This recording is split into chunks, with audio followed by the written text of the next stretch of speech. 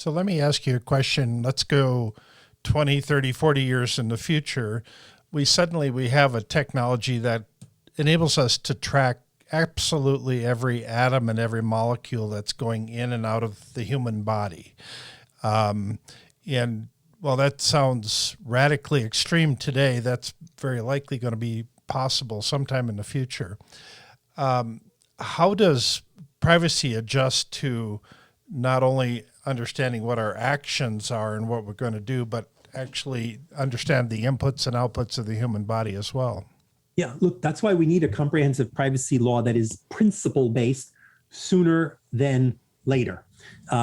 We already have a scary amount of data passively collected about us, right? We're living during the pandemic times where schooling is remote, so we know what you're doing. We're on laptops. We are doing everything on our mobile device, which often has our location. There are apps in the app stores that will read your EKG to help you meditate, that already have been shown to be able to know and detect what your password is. AR and VR is here. The Oculus, Quest 2 sold by Facebook is selling well. Apple is going to roll out some AR, VR, and AR and VR, collectively XR, augmented reality, virtual reality.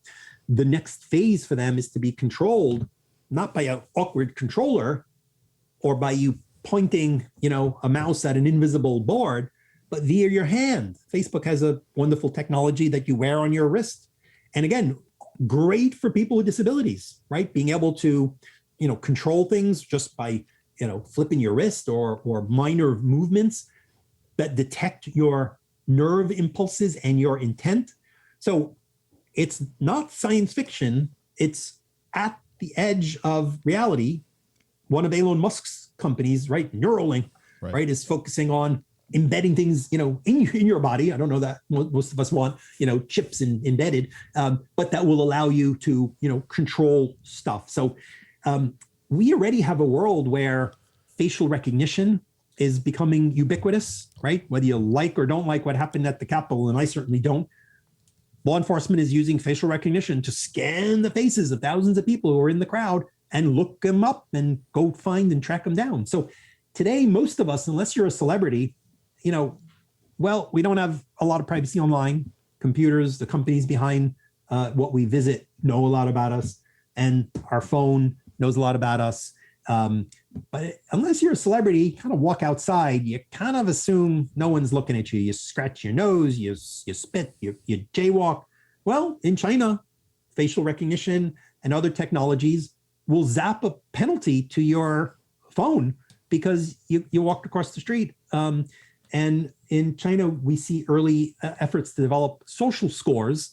And by misbehaving, saying something bad on social media or crossing the street or doing other, reprehensible things, your social score might affect whether you'll get a job, whether you're allowed to travel.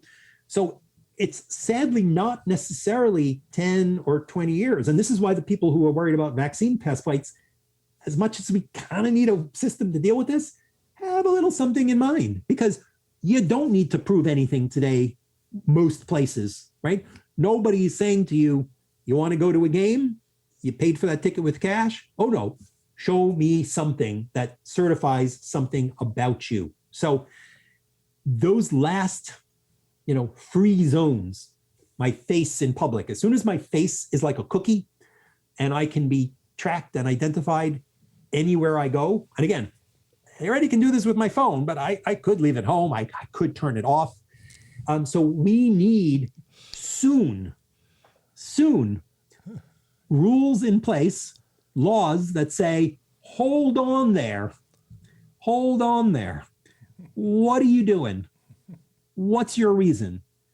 Can I object to it? Do I have to ask you permission?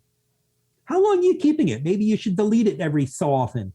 We need it sooner so that we don't build that Orwellian society where, not for evil reasons, we're not going to run out there and do it for evil reasons. We're going to do it for good reasons. We're going to do it because we want to control the next pandemic. We're going to do it because we don't want school shooting. We're going to do it because we want to know all kinds of wonderful things. Hey, we're reopening. I hope there'll be traffic. How did traffic change? Where are people going? Where's the Uber? Where's the Lyft, right? We want smart city kind of information. We want health information. We want AI. AI has to have all the data, right? So as to be powered, to be smart. All good reasons, right? Good in that people with good intentions, or maybe their worst intention is marketing, but we could risk building this database that then gets misused in ways that really are harmful. Right. And again, people have different political views, but a government that perhaps sees certain people as enemies because they're of a different political party, wow, that's dangerous. And we know how that has played out in history, and giving that government the tools. So who are the worst actors when it comes to privacy? Not the government, not the companies, the wonderful political actors of the world who must target you with the most micro-targeted ad to get you upset and provoke you to vote. So some of the politicians who are the biggest sponsors of privacy legislation and are very worried about Google and Facebook and are very worried, you know what they do? Go to their campaign website and make a donation. And for the rest of your life, they will be pursuing you around the web, asking you for more money, trying to target you to get you out to vote because you fit into the demographic they want. And then, of course, these are some of the paragons of government. So forgive me for a little bit of cynicism there.